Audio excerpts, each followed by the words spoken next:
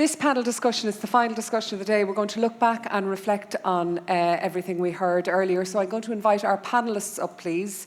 Dr. Cara Augustenborg, Assistant Professor of Environmental Policy and member of the Climate Change Advisory Council. Dr. Stan Lalor, Director of Knowledge Transfer with Teagasc. Badi, Besbes, Senior Animal Production Officer at the FAO. Thomas Duffy, farmer and former MACRA President, and Elaine O'Connor, Head of Sustainability at Lidl Ireland and Northern Ireland. I am conscious we're tight on time. Badi in particular is tight on time. You have a plane to catch.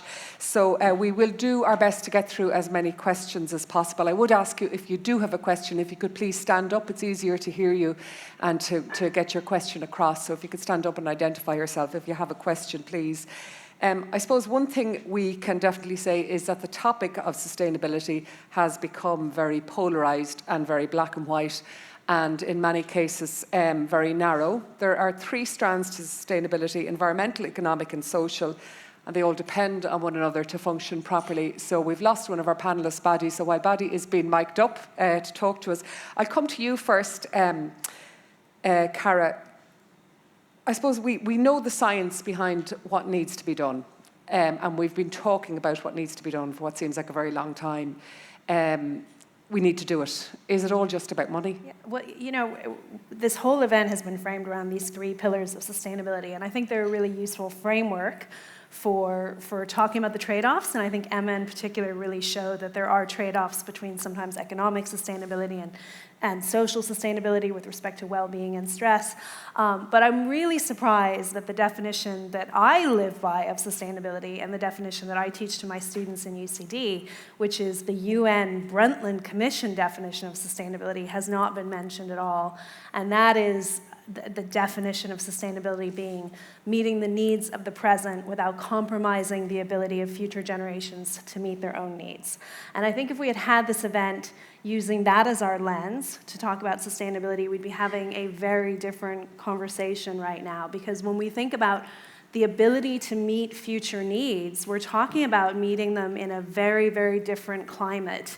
So that could be a climate in which farmers need to irrigate or are facing drought or are facing such wet weather that they can't graze their livestock or produce silage. That is a very different world.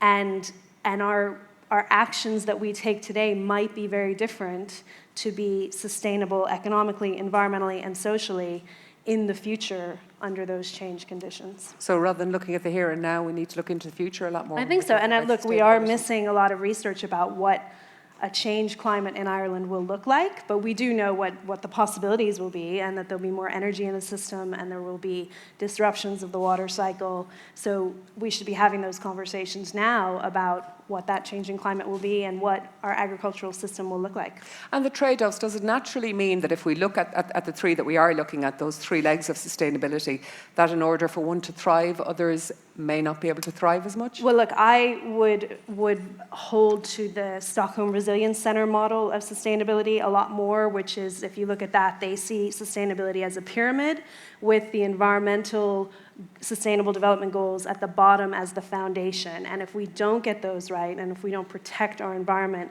we cannot be economically sustainable, we cannot be socially sustainable. And you know, we are in the middle of an environmental crisis here in Ireland. We have a biodiversity crisis, a water quality crisis, an emissions reduction issue, all of which are quite urgent, and we have to get those right before we can really be truly sustainable in the other areas too. Badi, you mentioned in your presentation the four betters: better production, better nutrition, better environment and better life. It's a big ask of our animals, and touching on what Cara mentioned earlier, can they all exist in harmony? Do they depend on one another? I would like to rephrase it slightly different.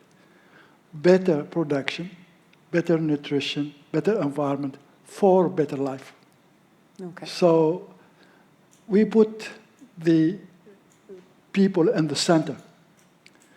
But of course, it's important that there is this people, animal, and the planet. But we are doing it essentially for better life, for the better livelihood of the people. That's our main purpose.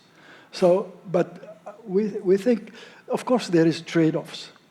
I'll just give you an example. country wants to, a government is exposed to a dilemma to provide better, or at least to ensure food security in the country.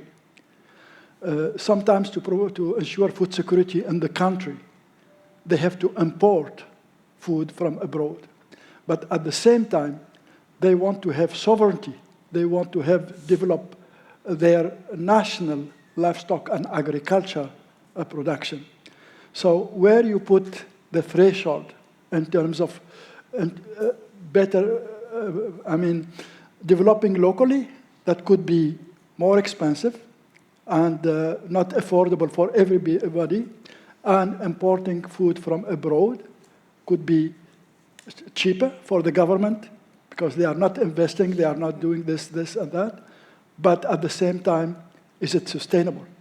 And so sustainable transformation, if we look at livestock, then does depend on what country you're looking at and what leg of sustainability you're looking at. No, I just wanted to illustrate that the trade-offs. There is no really clear cut between those.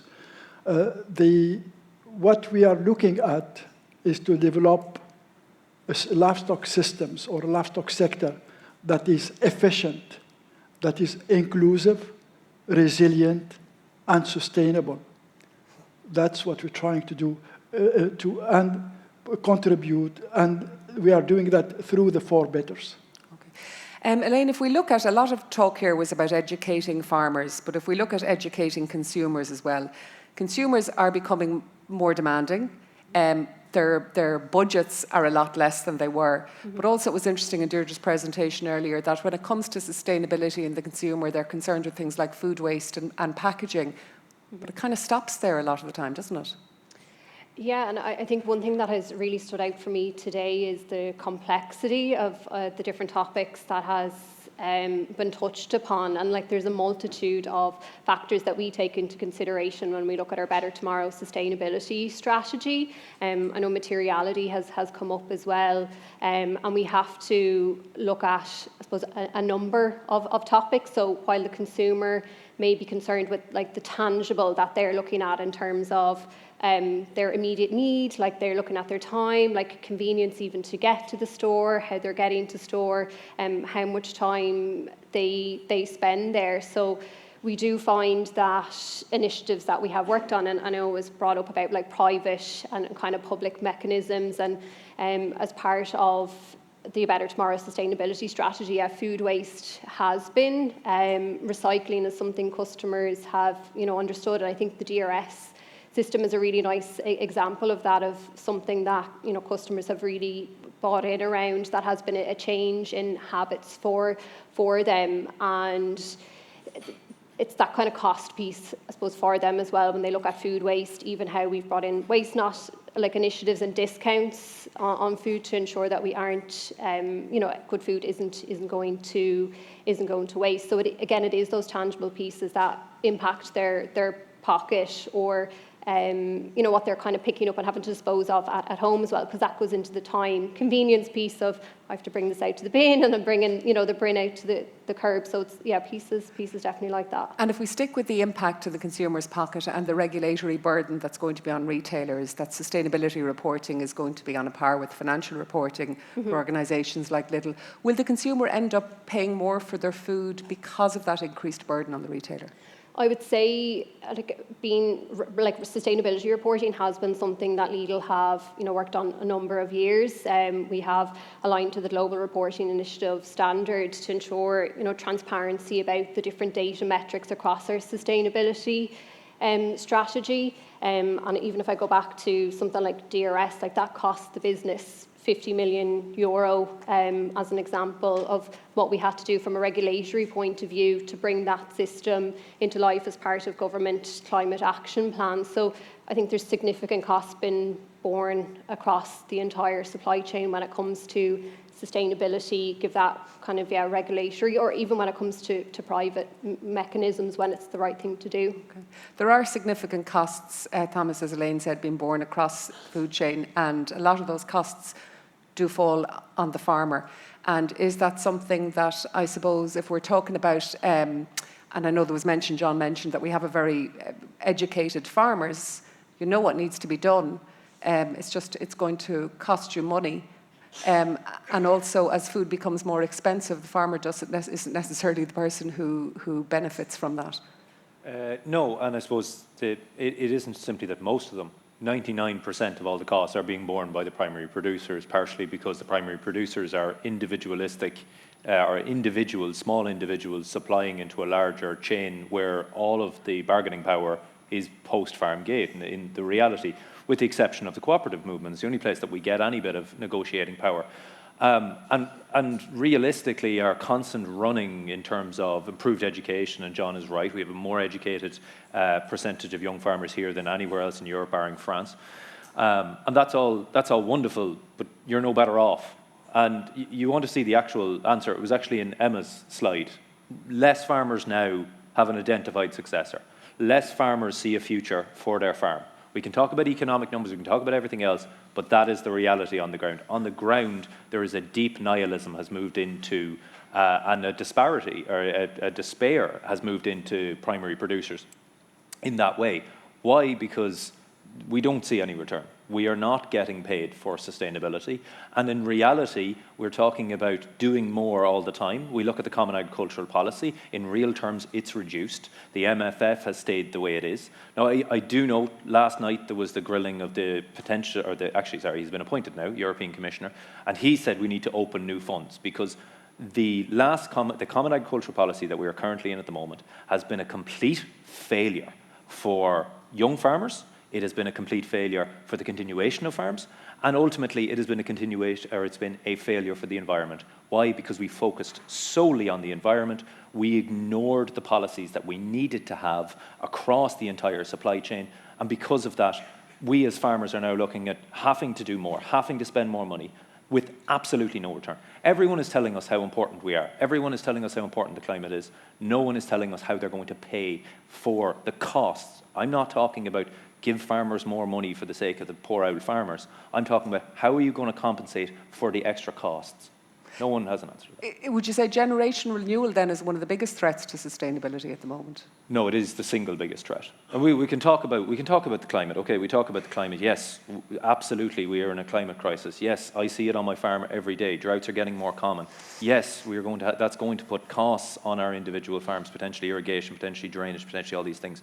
You're not going to get a 75-year-old farmer to do that.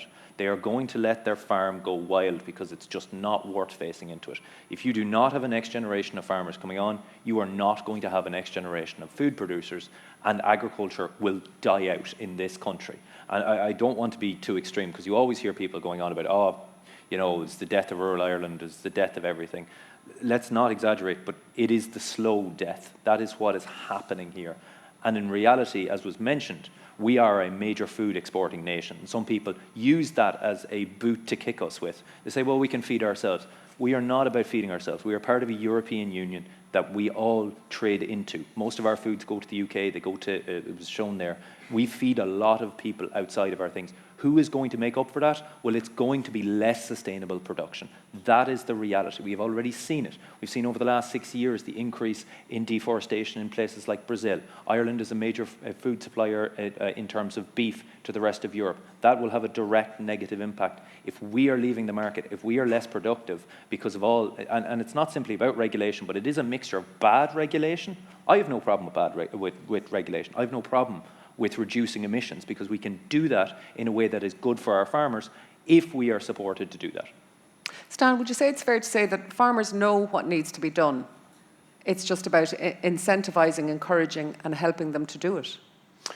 I think we've been on a very positive journey in that direction. And I think, it was mentioned today already that I think it was Dara mentioned, that one of the things which puts us in a very good position today is the fact that there's a motivation, I think, that was there around whatever you deem sustainability to be, whether you focus on the environment or the bigger picture, but there's an emphasis and a focus and a motivation there to address this and take this challenge on. But just in saying that, one thing I would like to say, though, is I think we need to be careful that we talk about sustainability as being only today's challenge. I think sustainability, back in generations and forward in generations will always be the challenge of the day. But I think what always changes and what evolves is the context with which that sustainability is potentially threatened. There's many cases in history where the future sustainability of a sector or an enterprise or farming in general has been threatened. Just take one example. Probably the biggest challenge 40 years ago deemed in terms of sustainability of Irish agriculture was the imposition of milk quotas, which was going to put pressure on where extra revenue could be brought into the system, right? There was a response to that. It was a focus on cost control and it was a focus on added value to milk to try and add value to an existing volume. So that was a sustainability response. Today, the context with which the sustainability, I suppose, consideration is what are the big threats today? It's much more emphasis on environment. Cara's right in terms of looking into the future, in terms of climate change, what that might mean in terms of the systems we can operate, and so on. But I think it's important that sustainability is a constant threat and a constant challenge. The context of it is what's evolving all the time. But going back to, I suppose, where do farmers go in terms of motivation of farmers?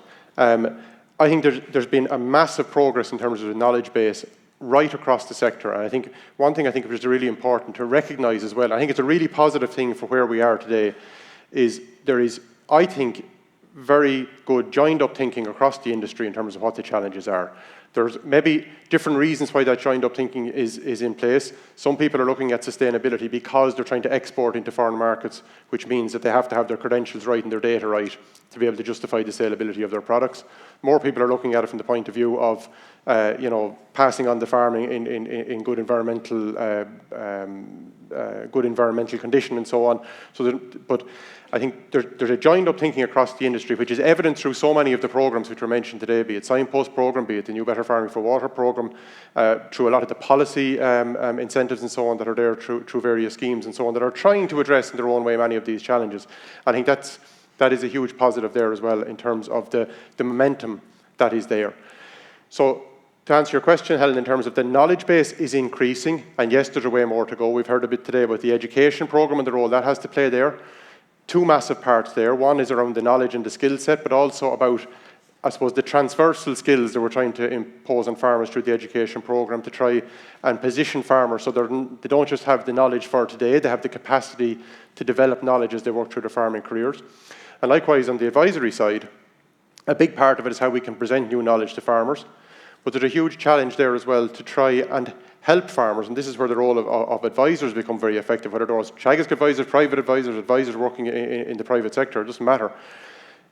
People who can actually help farmers to understand and tease out what that broad knowledge means and individualise it and contextualise that back to individual farms is a huge part of how that knowledge can be brought on board as well. We've heard today, for example, on the greenhouse gas side, the MAC curve is a roadmap for agriculture. Yes, there's new technologies that will come into it, and they're part of the research cycle that will develop that, but the adoption of what we currently know is a huge challenge as well. And that's where there's a massive role for helping farmers to understand, contextualise what is going to be most impactful on my farm and where the biggest results will come from. And that's what tools like AgNav, that's what tools like the EPA, working in relation to improving the resolution of data around how a farmer can be related to their local water quality data as opposed to the national average. All of that is a really important part of that piece as well. Right. But as Thomas rightly mentions, how that then can be brought back to actually reward farmers for the efforts is absolutely key to this as well. And if we stick with the farmers, Badi, you heard Thomas's concerns about generation renewal being I suppose the kind of the primary concern of farmers, and that the buck ultimately always seems to stop with the primary producer. Is that something is there a universality to that? Is that something you're hearing from other countries? We hear this especially in Europe. We hear less in other countries, in other regions. This is. I will not say this is unique to Europe, but this concern is stronger in Europe than in other regions. I think because simply also in other regions there is, if we look at Africa or we look at Latin America or Asia, generally there is very little support to youth to engage in the livestock sector. This is on one hand. On other hand, the issues of the climate environment, and every day we are asking the farmer to do more to have access to the market. It's not as strong in other regions. So we see this. There is this issue with the youth farmers. We have seen this in the Netherlands, especially with the last political change, and we have seen youth really desperate in front of the political decisions. We have seen this in France. We have seen this in all the demonstrations that we have seen in Europe. We see this less in other regions, to be honest. And just one more question before I open it to the floor. We heard a lot of talk in some of the presentations earlier that compared to other countries, Ireland is doing quite well. Yes. Are those comparisons valuable? Does it matter? Is it not just a big global picture we should be looking at? I think I said it in the sense that we have identified several challenges for the livestock sector. The animal health challenge, the environmental challenge, the soil, the soil, the water challenges. And what we see in these countries, you are taking a holistic approach to the sustainable livestock transformation. Basically, what we see today and in my previous visit, that you are acting at every single point in the value chain to improve efficiency and then to reduce emissions and to improve the sustainability of the system. We see this in other countries, but in such a condensed way, I think Ireland is having a kind of leading role in this with a few other countries. At FAO, we are looking this. We are very interested in the experience of Ireland, the experience of New Zealand and other countries, and we would like, as indicated in my presentation, we would like to have a science and based narrative, and what the experience of Ireland contributes to provide the evidence-based policies and provide the evidence on the impact of these measures. So in this regard, we are really interested in the experience of Ireland. Okay, we have floating microphones and we'll take questions from the floor. Tim, we'll come to you first there. Pass the microphone along, please. My question is relating to the possibility of a certain individual getting elected in America who has promised to have a good look at the climate regulations in a fairly rigorous way. Will Happer, Emeritus Princeton, was a member of the Security Council in the United States during two administrations, one during Bill Clinton's and once during the last president, Trump. And he and Willem van Wijngaarden from York University in Canada have produced a study which shows that, this is now that they're members of the National Academy of Sciences. They have produced 12 papers now showing that the warming from carbon dioxide is exaggerated threefold by the IPCC. And they're agreeing with Miles Allen of Oxford that methane is exaggerated several-fold.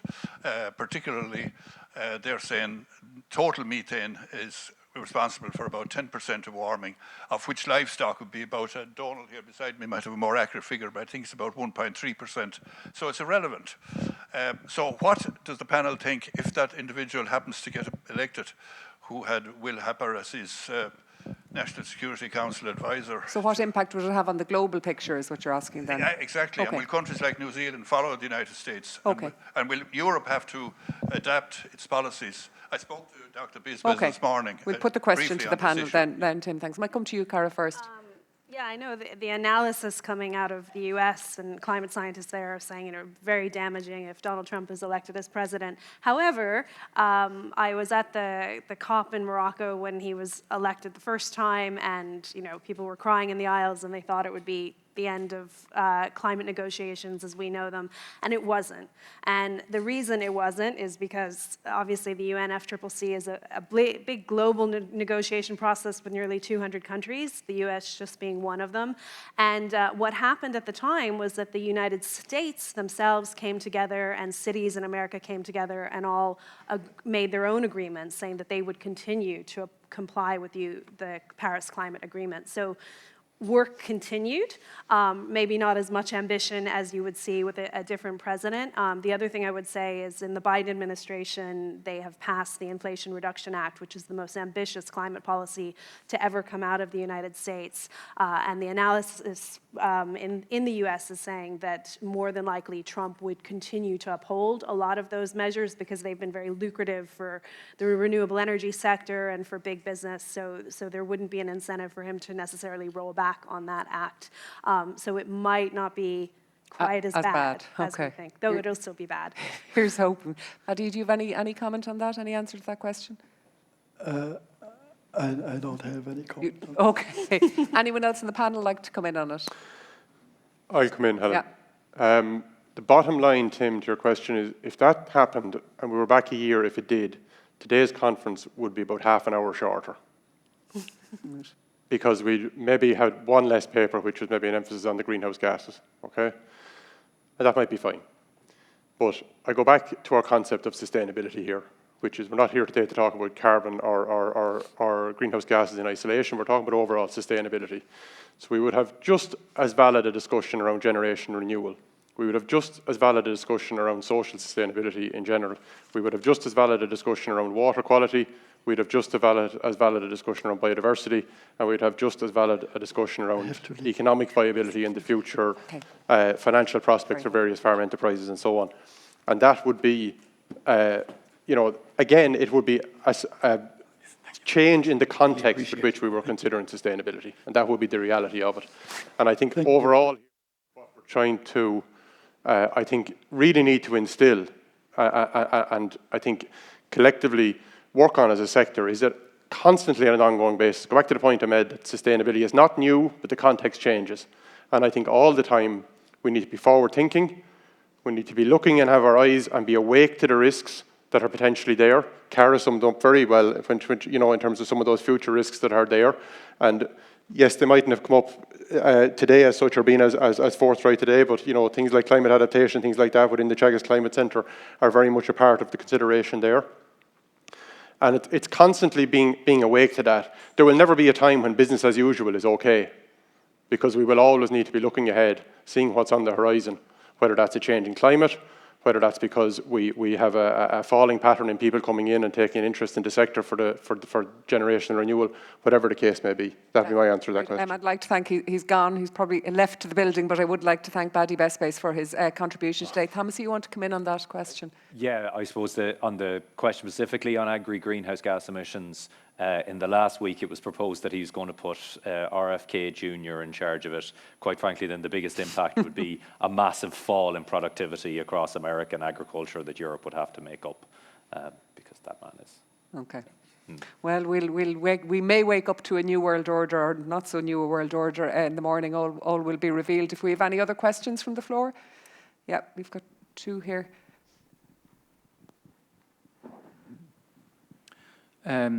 Just wondering, one of the things that's kind of being, on this side of the Atlantic, one of the things that's sort of being put in the air now in discussions at European level is the possibility of the emissions trading system expanding perhaps after 2030 to include agriculture, and those discussions, that was raised in the strategic dialogue that was mentioned.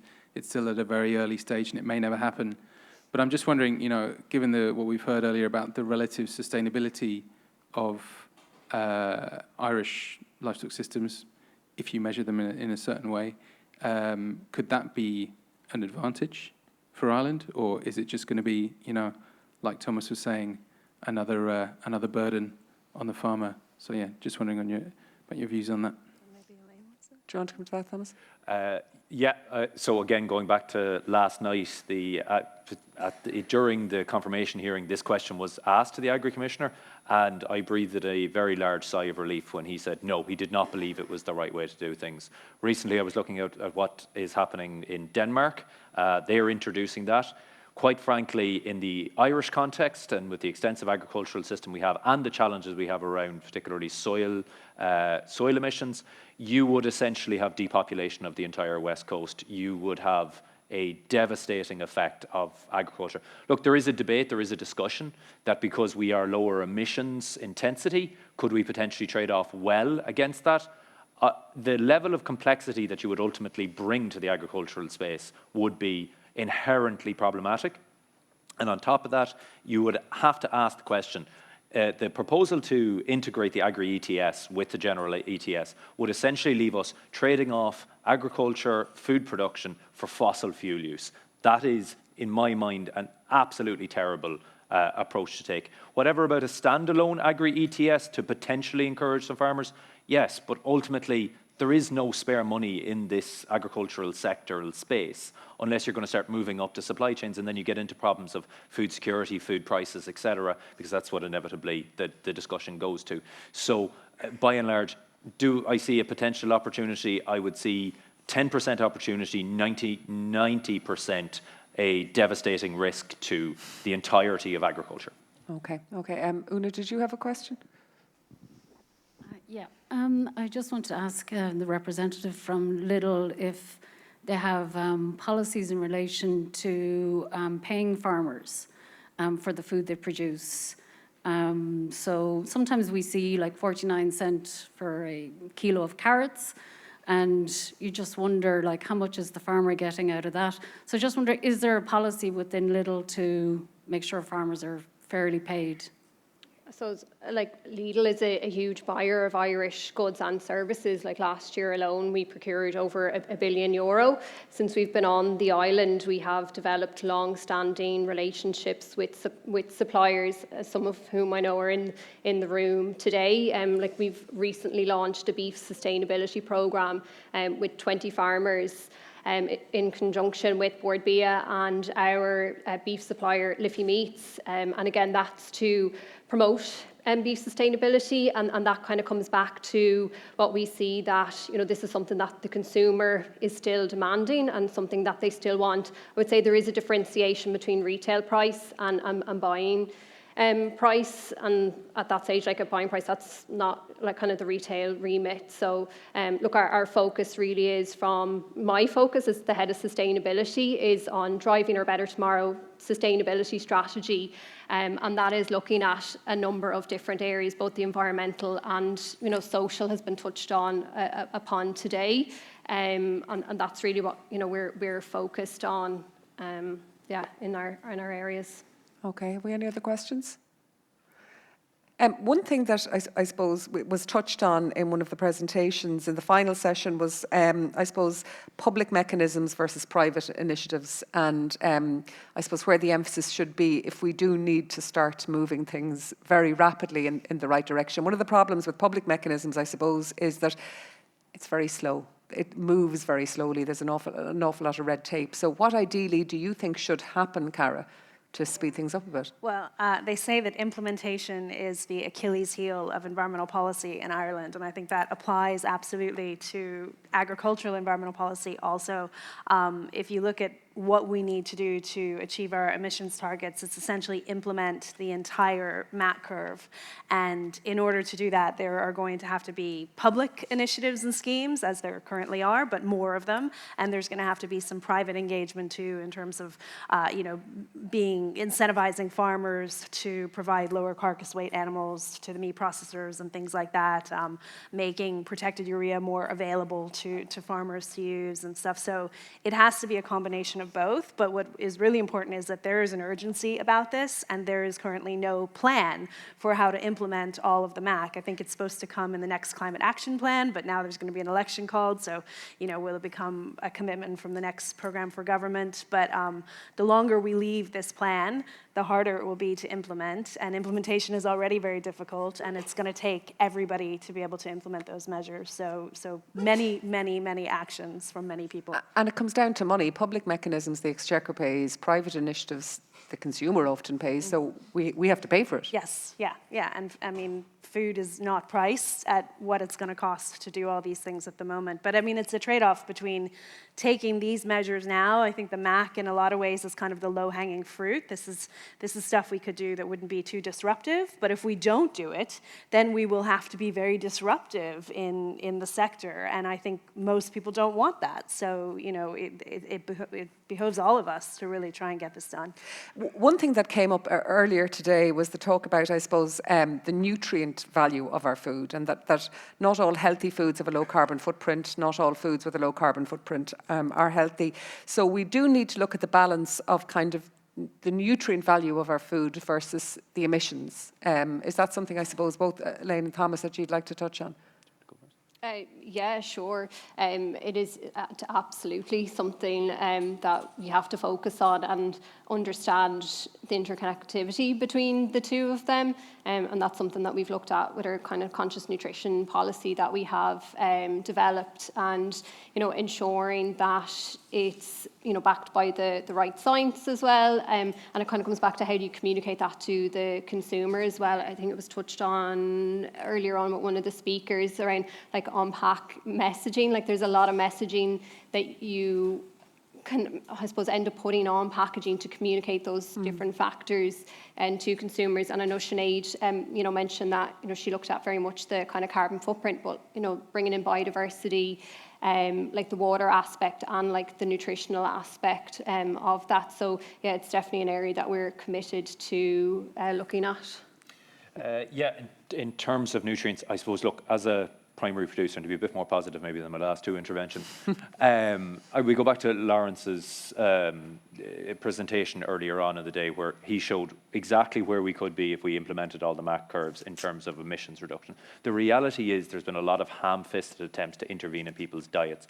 Absolutely, we should be eating more fresh fruit and vegetables. Our horticulture sector is really struggling in this country. I always try and throw that out every time I mention, because the poor guys never get a mention. But even in terms of animal products, the reality is, say, I remember I did a figure on this once on the basis of a Trinity publication, and it was that even if you halved your beef consumption, if that beef consumption is now coming from Brazil versus just at the time the Irish estimated average, and it was a high average that we would have taken, it would actually have the same emissions intensity. So if we in the primary sector are incentivized and supported to reduce the emissions of the existing diets, then we can provide the same level of nutrients, provide a balanced diet, but with a significantly reduced greenhouse gas emissions profile for those things. That is the kind of the challenge that farmers want to be. And then realistically, we have to get market sources back. I mean, a simple example would be even in the mince sector, for instance, bull beef, significantly lower age at slaughter, significantly lower greenhouse gas emissions. Maybe you're not going to want to steak from that, but by comparison to heifers. And yet, that sector was the one sector that is actually struggling the most in terms of beef finishing. This low emissions, good product is not getting, because the consumer walks in, they say burgers, they don't know whether that is double the emissions of the burger beside it. Or do they care? I think they do care. I honestly think they do care. I think if it's at the same price point, they care. So the question is, if we're not going to get more back from the market, well then either we're going to get public intervention, and that's what's going to need to be done, and I do strongly believe that. It's going to need to be some combination, and the last time I was here, there was a very good presentation from the French carbon scheme, which had, I think, Care4 as one of their partners in that as well. A combination of that, and also, utilizing the efficiency gains that we as farmers want to do, because, age at slaughter is a very simple one. If we improve the genetics, that costs us nothing extra, but it does mean that as a farmer, I need to have some sort of signal to, well, there's going to be more value back for me using a higher terminal index angle. Okay. I'll come to you, Cara. You wanted to come in on that, Stam. Just a quick comment. I think the question, go back over, it's all about understanding, it's all about knowledge. And I mean, go back even to the whole theme of today, science and evidence. It just highlights the importance of having really good accurate data, Okay. independent based on research. Yeah. One piece of research that really spoke to us in the Climate Change Advisory Council this year is an ESRI study that came out, I think, back in September, looking at people's diets and the things they want to do at home, be it transport or dietary change or energy change.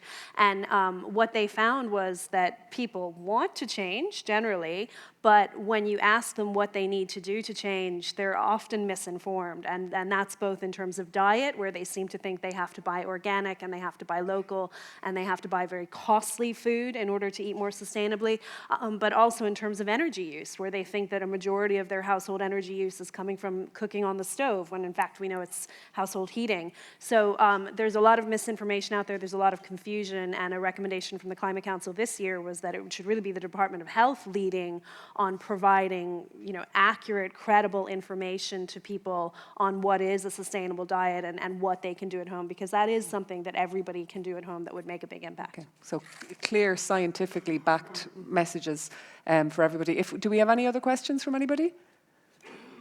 Okay, we have a question here from just the very front here. It's on its way to you. Yeah, Dawn O'Brien, Teagasc. Just a quick question for Elaine. I was wondering, how does your sustainability programme with Irish beef farmers fit in with the sustainability programme in France for Lidl? Well, we look at it from a very much like our Irish context here, and how we have, I suppose, how it has evolved has been through our supplier engagement programme, and obviously looking at the public part of the climate targets that were set for agriculture, and understanding that, again, kind of back to the consumer piece, customers want beef, and I suppose what you've touched on as well, they want to understand, it's trying to get that understanding around how to help them with that. So we felt that when we had that opportunity, and leveraging science and data through AgNav to look at those metrics to really promote a sustainable beef product in partnership with our beef suppliers from an Irish context, and working very closely with them on different metrics. Again, a lot of them have been discussed today. It's just helping to support them in a way that we can get valuable data out of that to communicate to the Irish customer in a really tangible way that's really simple as well, because I think there's a lot of jargon that you've heard today, and how do you distill that out and message that, and one or two really clear messages to a consumer. And again, back to supporting Irish beef farmers. Great. Thanks, Elaine. I think that's it then with questions from the floor. So I'd like to thank our panel, Dr. Cara Augustenborg, Elaine O'Connor, Thomas Duffy, Dr. Stan Lalor, and Badi Besbes. So thank you all for your time, and thank you everybody for your participation and your questions today. Safe trip home.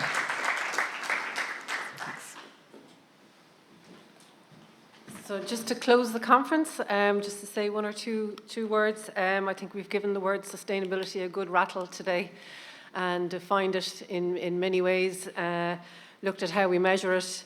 I think it's begun to kind of, we're thinking beyond the carbon footprint, and we've definitely kind of brought a more holistic view to that word when we think about it now.